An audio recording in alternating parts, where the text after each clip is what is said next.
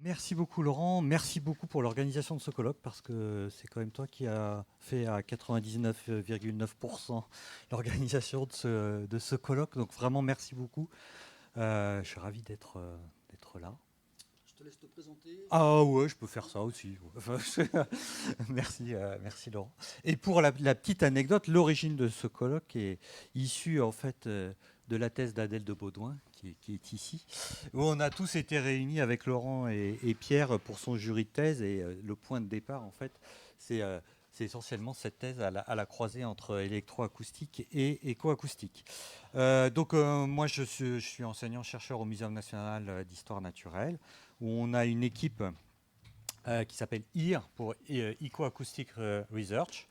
Donc on fait de l'éco-acoustique. Il n'y a que mon nom là sur le programme, mais vous allez voir que je ne vais faire que citer des travaux des différentes personnes qui travaillent ou qui travaillaient dans IR, dont Adèle, Elie Greenfeder, Sylvain que vous verrez demain, Félix Michaud qui a envoyé sa thèse il y a 2 jours, Yann qui vient d'arriver, qui n'est plus à lire, et Christian de l'ENS PSL avec qui on collabore étroitement sur des questions de psychoacoustique. Alors, j'ai une présentation un petit peu générale sur comment on peut faire pour décrire des paysages sonores terrestres. On travaille, nous, essentiellement sur les milieux terrestres et encore de manière plus stricte sur les forêts. Des paysages sonores dits naturels. Alors, j'ai mis des parenthèses, des guillemets, etc. parce que naturel, plein de précautions maintenant quand on utilise ce mot. C'est pas facile à définir. Ça soulève plein de questions socio-philosophiques. Mais bon, voilà, on travaille au Muséum national d'histoire naturelle, donc moi j'utilise encore ce terme, mais évidemment avec les précautions d'usage. Euh, je suis obligé de revenir à un petit peu le concept de paysage sonore. Qu'est-ce qu'un paysage sonore? Et là, je reprends en fait le travail d'Eli Greenfeder qui a été publié l'an dernier sur justement qu'est-ce qu'on veut dire par paysage sonore. Et il fait un petit historique dans son introduction que j'ai repris. La première mention apparemment de soundscape, le terme anglais hein, qui est presque plus facile que paysage sonore, date des années 70 et décrit par Southworth comme, alors il faut que je fasse de la traduction directe, la qualité et le type de son et leur arrangement, leur composition en temps et en espace. Donc on a en fait une idée déjà de mélange de sons avec des dimensions spatiales et temporelles. Celui qui a introduit vraiment et qui défend ce terme de soundscape, c'est Murray Schaeffer, professeur à l'université, j'ai oublié ses Fraser, c'est ça, je ne sais plus, qui dans les années 70-80 définit le paysage sonore avec un, un angle d'attaque qui est beaucoup plus anthropocentré. C'est un environnement sonore il porte l'accent sur la manière dont ce paysage est perçu et compris par les individus, par une société. Donc on a une dimension beaucoup plus sociétale, anthropologique. Le paysage sonore presque n'existe pas s'il n'est pas reçu et interprété. Puis après, bien longtemps après, en 2011, Brian Pijanowski et de nombreux collègues, notamment Bernie Krause et Almo Farina, euh, recontextualisent le concept de paysage sonore dans la discipline de l'écologie et plus particulièrement de l'écologie du paysage. Donc leur approche dérive vraiment de cette discipline de l'écologie scientifique, de l'écologie des paysages.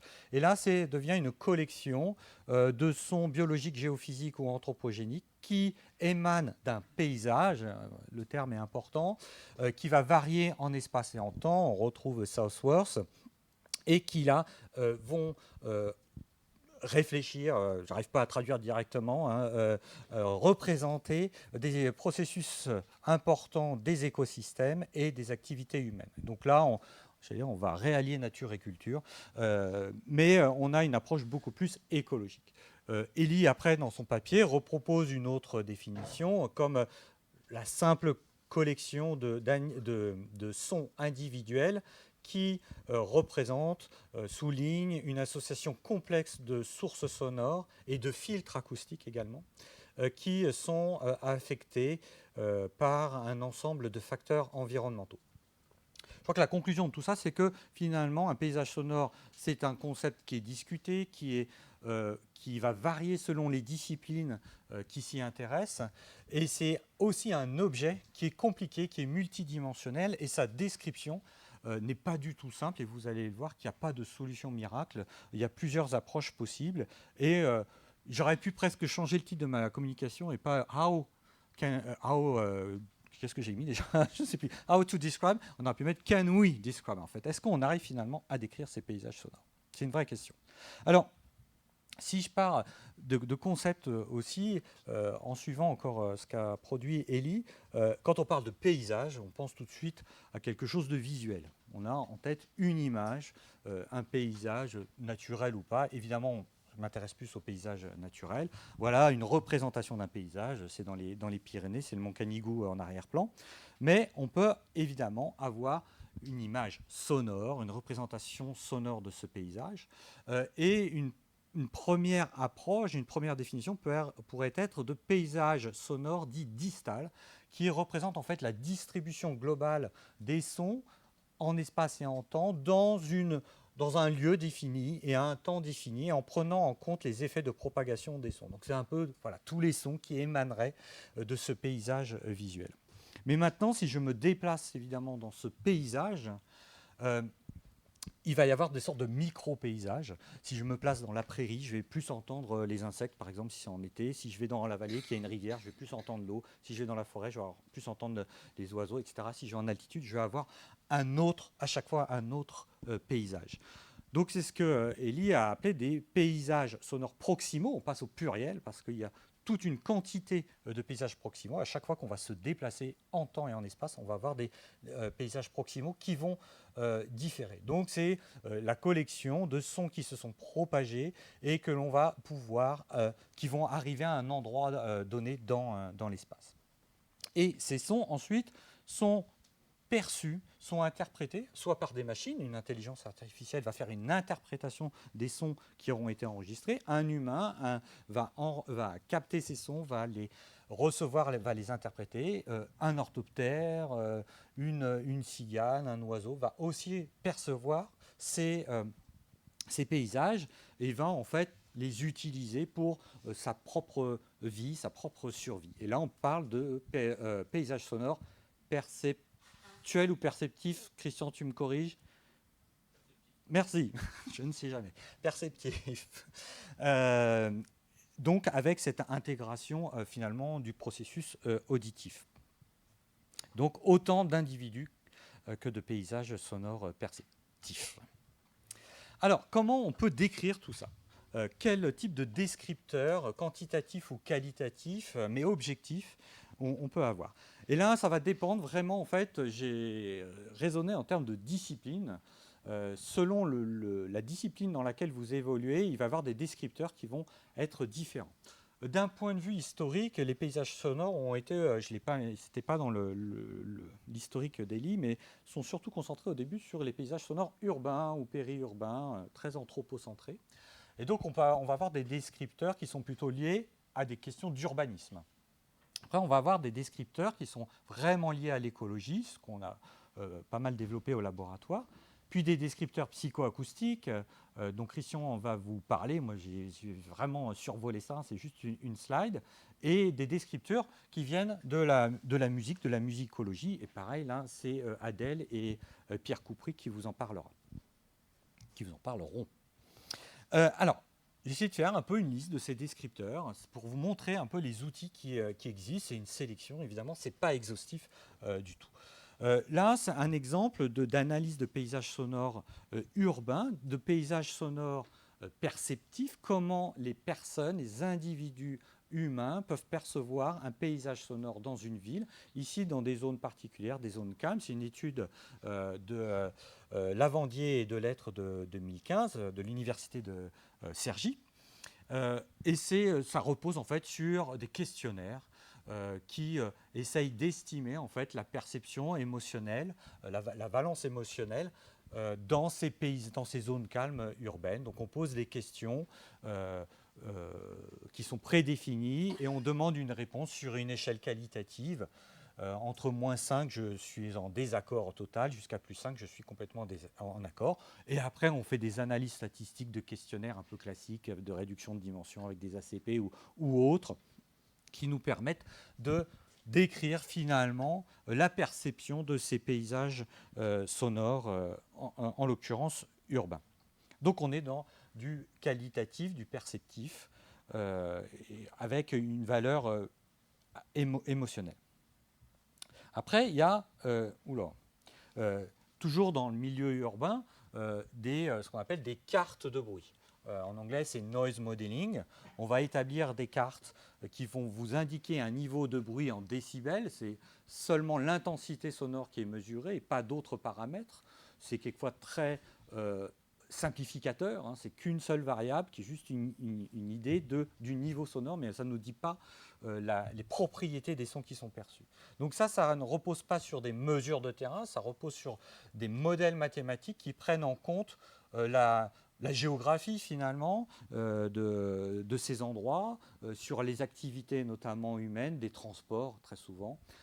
Vous avez la carte de Paris qui a été faite par Bruit Paris. À Lyon, il y a Acousité qui fait la même carte des villes. Les villes sont censées faire des cartes de bruit. Ce n'est pas encore complètement passé dans les pratiques, mais normalement, les citoyens devraient avoir accès à ces cartes, savoir notamment s'il a envie d'habiter à côté de l'A6 ou du périphérique parisien. Donc, c'est une manière de décrire les paysages sonores. Et donc, ça a été translaté en fait aux paysages sonores non urbains, naturels. Par exemple, ici, à l'échelle d'un pays, les États-Unis, c'est fait par les services des parcs nationaux qui ont fait une carte des sons, de l'intensité sonore à l'échelle des États-Unis. Et là, vous avez donc sur un modèle, pareil, géographique en fait, socio-géographique, et vous avez les niveaux sonores qui, alors c'est trop petit, mais qui sont très bas, entre 20 dB et 40 dB. Là, c'est en fait un modèle du niveau sonore que l'on devrait avoir aux États-Unis sans présence humaine. D'accord ? Donc on aurait des États-Unis extrêmement calmes. Mais la vraie carte, qui repose quand même sur un modèle et pas sur des mesures, c'est celle-ci. Vous voyez que les niveaux ne sont plus du tout les mêmes. On va entre 20 et presque 70 dB. Et en fait, on retrouve la carte tout simplement des villes, des centres urbains, des concentrations humaines, où les niveaux sonores vont être dominés par l'activité humaine. Donc ça, c'est en fait ce qui se passe pour de vrai. Mais on est sur des modèles. Un autre type de modèle, là à l'échelle, pas d'un continent, mais de l'Europe, où on n'a pas estimé le niveau de bruit, mais l'inverse, le niveau de calme, de quietness. Et c'est fait pareil de la même manière sur des informations géographiques, d'activité humaine, de topographie, etc. Et là, on a un indicateur qui nous donne à quel point le point spatial est calme. Donc dans rouge, c'est plutôt bruité, et en bleu, on est dans des zones calmes. On retrouve encore à nouveau des choses attendues, finalement. Plus il y a de monde, le Benelux, clairement, est le moins calme. Et puis quand on va en Norvège ou en Islande, c'est pas très étonnant, mais c'est un peu plus calme. Bon, ça permet de donner des cartes de référence et de s'apercevoir que la France est très mal positionnée. J'ai pas mis le classement, mais on est en queue de peloton. Il vaut mieux habiter dans les pays du Nord. Alors, ce qui est, je ne sais pas si c'est préférable, mais ce qui est bien aussi, c'est d'avoir des vraies données, j'allais dire des données de terrain in situ. Donc dans ce cas-là, les techniques, c'est on prend un sonomètre, c'est ce que font les bureaux d'études en acoustique, où on utilise des magnétophones automatiques qui peuvent être transformés plus ou moins en sonomètres en les calibrant.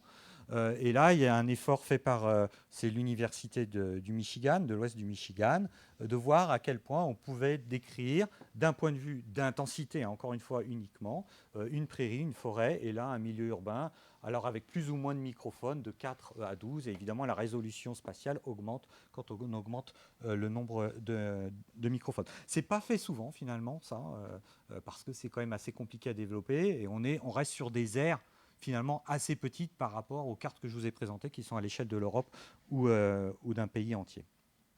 Donc voilà une autre quand même possibilité. Maintenant, si je passe à l'écologie, qui est un peu le nerf de notre activité, qu'est-ce qu'on veut faire? Quel type d'information on veut avoir en écologie? Là, en fait, on se retrouve dans des objectifs de suivi, d'estimation de la biodiversité. La biodiversité, je ne vais pas me lancer dans un cours sur la biodiversité, mais les indicateurs, les informations que l'on veut avoir, les plus simples, c'est la richesse spécifique, c'est-à-dire le nombre d'espèces qui sont présentes dans un endroit à un temps donné, et l'abondance, le nombre d'individus par espèce. Ce sont des variables qui sont en fait très compliquées à avoir, qui le plus souvent reposent sur des experts qui vont aller sur le terrain, qui vont, quand on fait du son, vont écouter ou qui vont capturer, qui vont dire qu'il y a telle ou telle espèce, et essayer aussi par des systèmes de capture, de recapture, enfin il y a plusieurs techniques d'estimer le nombre d'individus. Bon, c'est vraiment assez difficile à faire. Et donc est-ce que le son, est-ce que l'analyse des paysages sonores peut aider? En fait, on peut travailler à autre chose qu'au niveau du paysage, on peut travailler à différentes échelles écologiques. Au niveau de la population, pour essayer d'avoir la densité des individus, ce qui n'est pas facile, la phénologie, c'est-à-dire la saisonnalité pour faire simple, ou les rythmes jour-nuit, la viabilité des populations, qui est liée à la densité des individus, entre autres.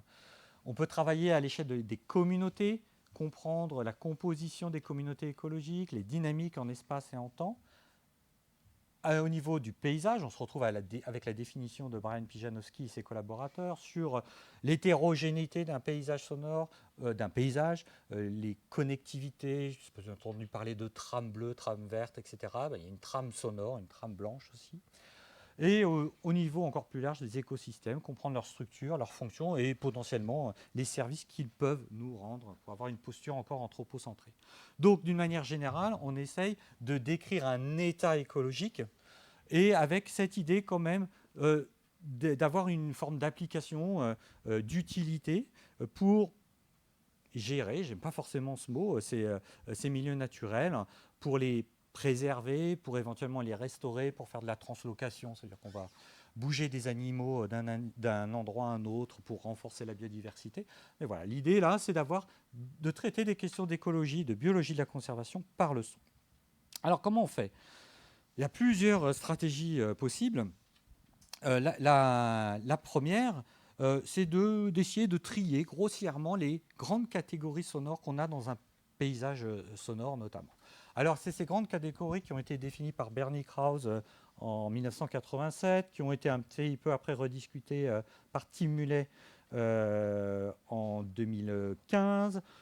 Voilà, c'est des choses qu'on rediscute assez souvent, mais qui sont quand même utiles pour parler de ces paysages sonores. Alors, on parle de géophonie, ce sont les sons naturels mais abiotiques, type vent, pluie, eau courante. La biophonie, les sons biotiques, les chants des oiseaux, les stridulations des insectes, etc.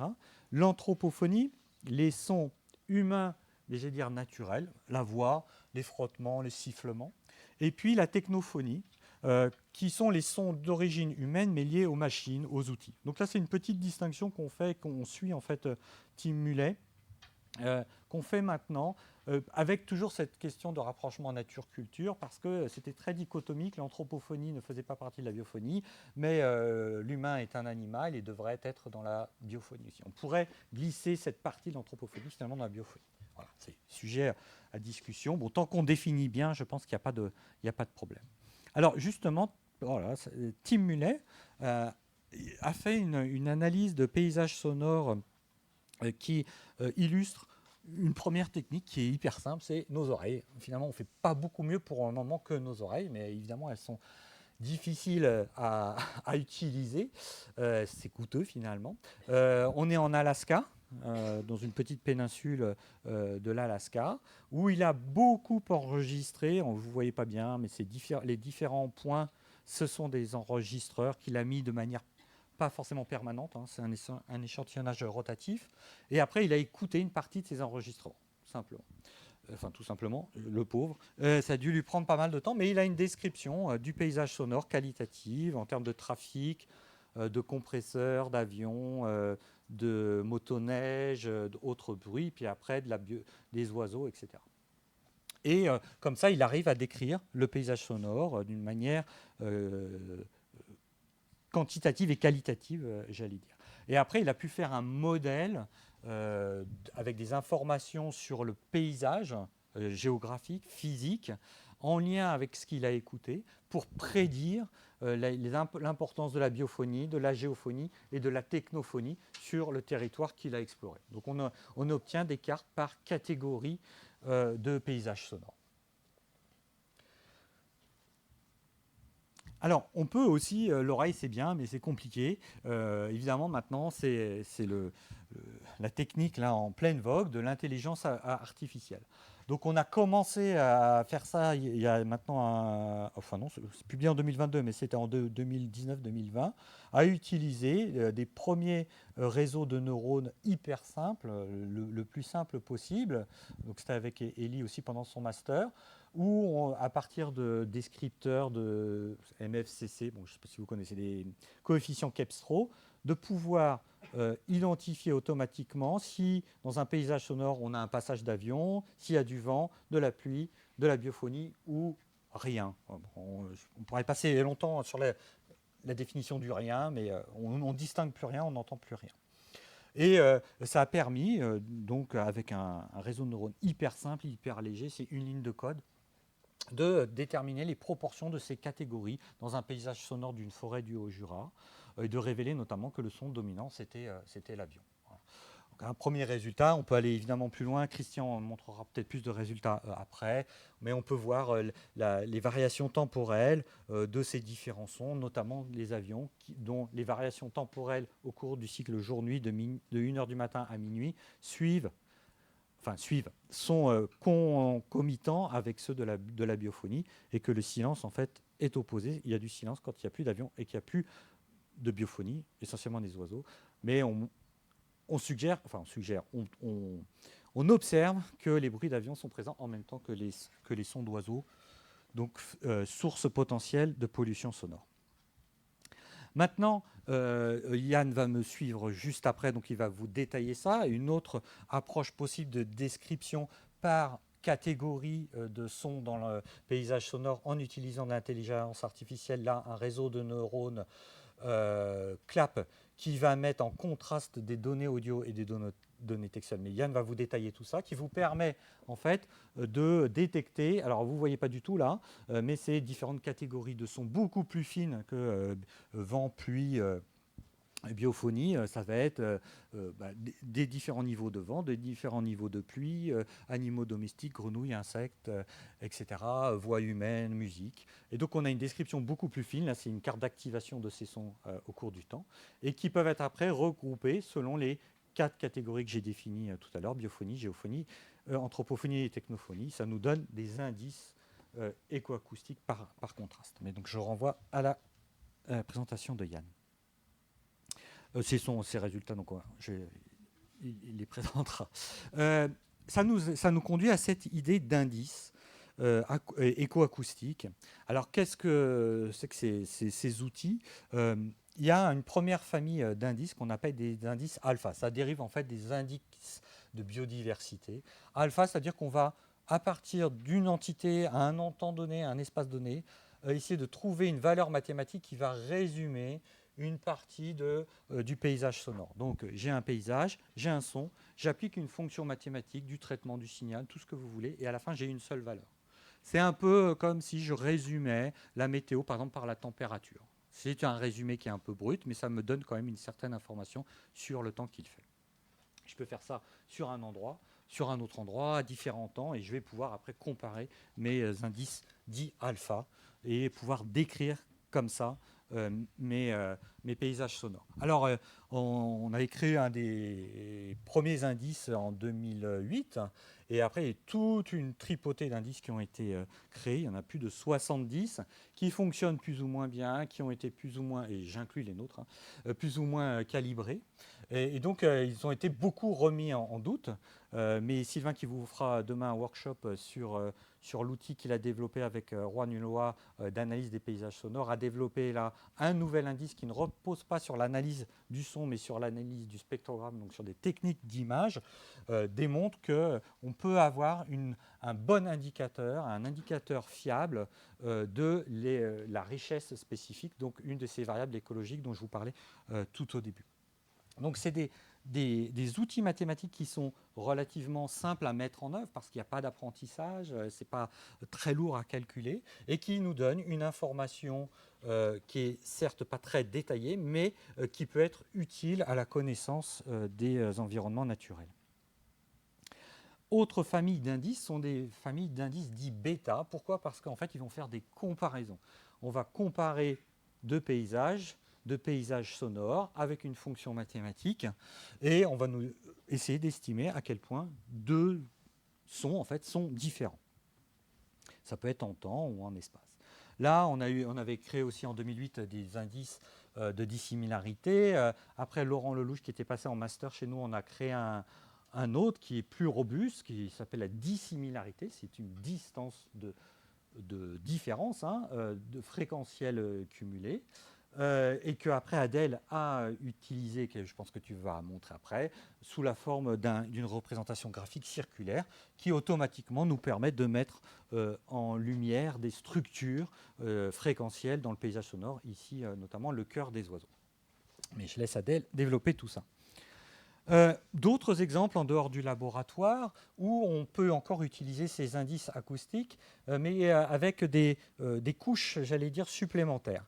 Là, on est en Australie, Queensland University of Technology, où on prend, c'est leur workflow, on enregistre, on calcule des indices acoustiques, et après, avec une réduction de dimension et du clustering, du regroupement d'échantillons similaires, on va pouvoir définir des clusters qui vont être écoutés finalement par des humains. Donc il y a une oreille à la fin humaine qui va dire tous ces sons qui se ressemblent, ce sont des cigales, ce sont des oiseaux, c'est un avion qui passe, c'est de la pluie.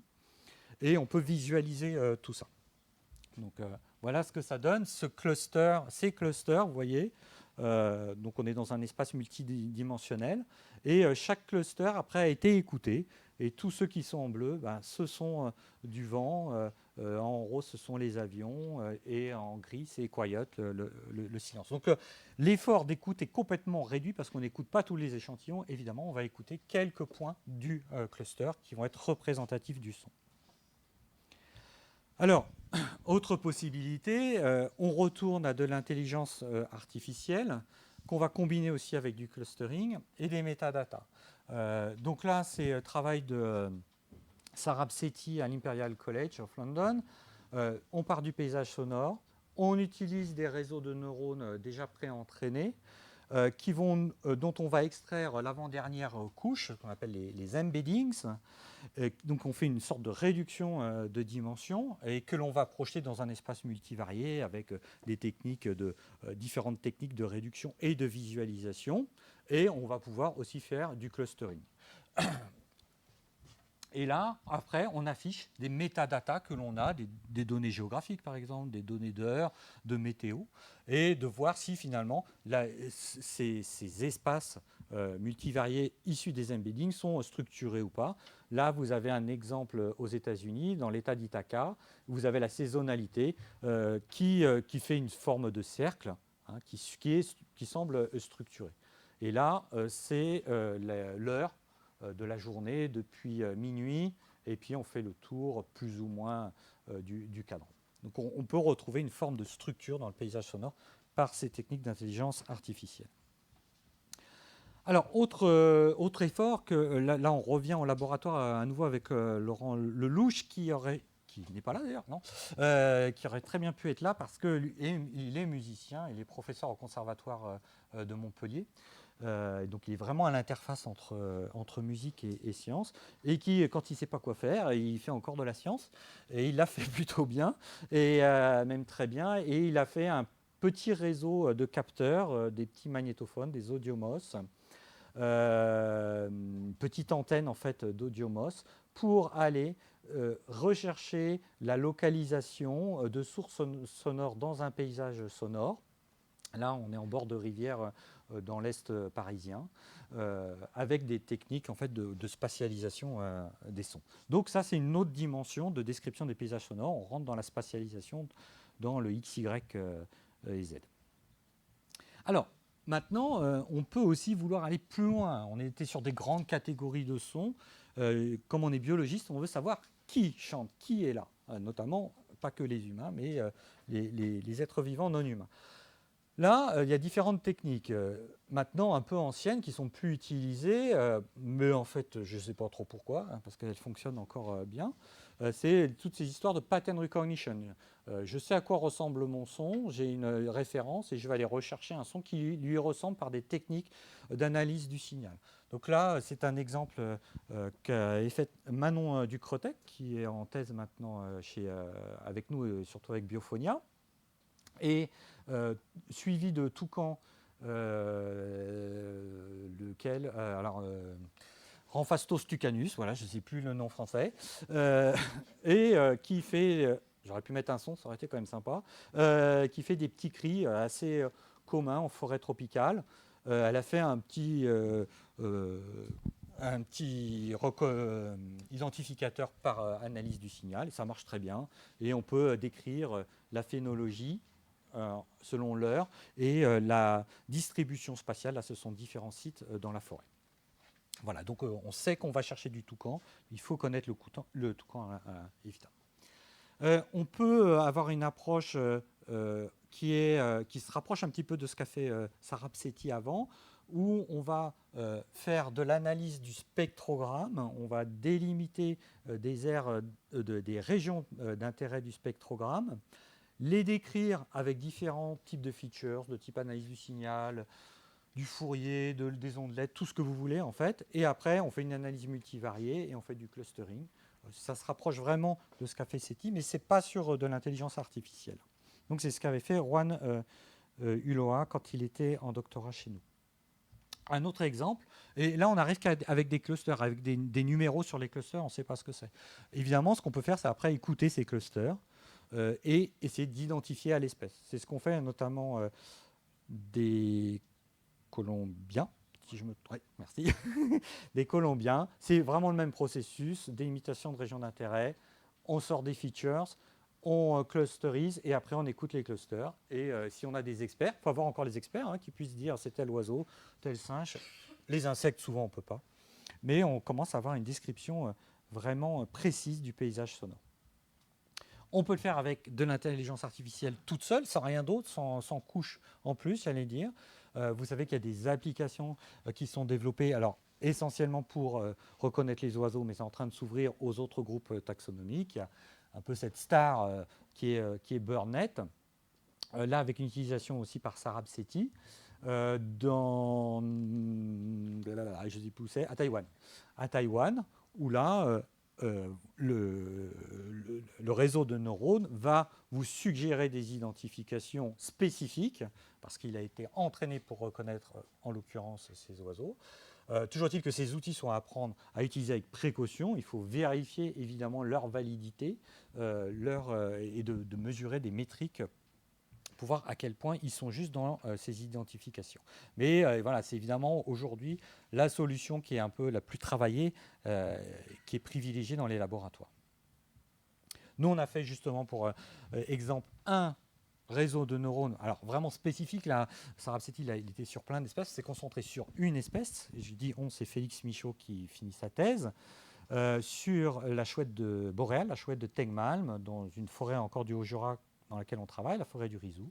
Et il a développé son réseau de neurones, from scratch, de zéro, pour aller détecter automatiquement, avec un seuil de confiance élevé, ces petites chouettes qui ont un intérêt écologique majeur. C'est des oiseaux de milieu froid. Et on commence à avoir des cartes d'activation de l'activité de cette chouette, en heure ici et en saisonnalité ici de janvier à décembre et année après année, pour essayer de suivre l'activité sonore de cette population d'oiseaux. Alors, j'en ai fini avec les descripteurs écologiques. On a les descripteurs psychoacoustiques, je ne rentre pas dans les détails, c'est juste pour les mentionner, que Christian va développer, notamment à partir des MPS qui prennent en compte les modulations d'amplitude et les modulations de fréquence des paysages sonores. Donc ça, c'est le travail notamment de Nicole Miller. Donc je renvoie à Christian. Et puis, là, je renvoie à Adèle, l'utilisation de descripteurs utilisés en musique, notamment par Pierre Coupry dans le logiciel, vous aurez la présentation demain. Là, c'est une composition d'Adèle avec un sonogramme classique, tu vas tout détailler, j'imagine, Adèle, après. Et là, une représentation 3D du son qui est issu de la musicologie. Et l'intérêt, là, c'est évidemment de croiser l'écoacoustique et la musique pour voir si on ne peut pas utiliser les outils des uns et des autres pour des résultats fiables. Voilà, alors que conclure on a finalement différentes stratégies entre du modèle mathématique et de la mesure de terrain. Entre des choses très basiques mais qui fonctionnent, qui est l'écoute, l'analyse du signal qui est plus traditionnelle en acoustique et maintenant le développement de l'intelligence artificielle. On peut travailler avec des processus complètement non supervisés. On travaille un petit peu en aveugle, comme les indices acoustiques, même s'il faut contrôler leur comportement. Semi-supervisé, on a par exemple un expert à la fin qui va écouter les clusters, ou complètement supervisé, typiquement l'intelligence artificielle, enfin une grande partie de l'intelligence artificielle. Avec des résultats qui vont avoir des précisions plus ou moins importantes. On peut avoir des estimations grossières. Quand on estime juste le niveau de dB, c'est quand même très grossier. Les indices alpha aussi sont grossiers, jusqu'à l'identification des espèces. Là, on arrive de manière une information écologique très précise, avec des résolutions spatiales et temporelles qui vont avoir différentes granularités selon votre effort d'enregistrement, essentiellement. On a des contraintes qui sont nombreuses, très techniques, d'enregistrement puis d'analyse, évidemment, de savoir quelle est la vérité. C'est toujours la grosse question. Ça veut dire quoi, ground truth? Avec quoi je compare mes résultats? Quelle est la référence? J'ai toujours besoin d'étiqueter, de faire écouter à un moment ou à un autre, quasiment toujours, même si Yann nous montrera qu'on peut réduire cet effort de manière considérable. Et donc, j'ai encore besoin d'experts, de naturalistes. Je vois Stéphane, j'ai besoin de lui pour m'identifier des orthoptères, parce que je ne sais pas les identifier. Et je vais t'envoyer des sons pour que tu m'identifies des sauterelles et des criquets. J'ai des contraintes de temps de calcul qui sont liées à des contraintes aussi que nous, on a en tête quand même. C'est que ça devient un peu débile d'utiliser des super clusters pendant des jours, des semaines, pour finalement avoir une information écologique. Il faut avoir une information écologique qui est pertinente derrière et qui est utile. Et tout dépend, enfin quand j'ai fait cette présentation, c'est très discipline dépendant. Et l'objectif aussi de cette journée, c'est évidemment de croiser les disciplines. On a des traditions, des cultures dans les disciplines qui fait qu'on ne va pas regarder ailleurs. Et il y a certainement des choses à prendre chez les uns et chez les autres et à croiser. Voilà, je vous remercie pour votre écoute.